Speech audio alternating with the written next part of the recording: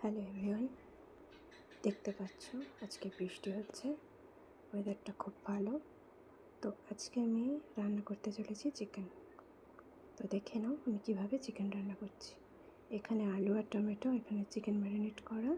আগে পেঁয়াজটা আমি ভেজে নিচ্ছি, এরপর এতে দিয়ে দিলাম আদা রসুনের পেস্ট।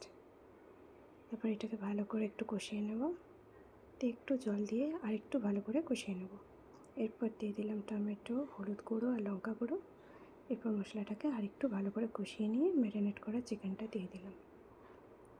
এবার চিকেনটা ভালো করে একটু নেড়ে চেড়ে, ওইটা ঢাকা দিয়ে রেখেছিলাম, ভালো করে সেদ্ধ হয়ে গেছে চিকেনটা।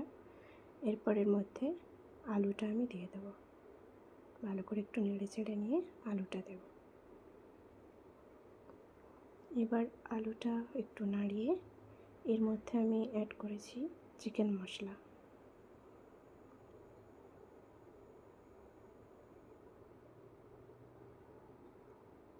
এই যে আমি চিকেন মশলা অ্যাড করে দিয়েছি।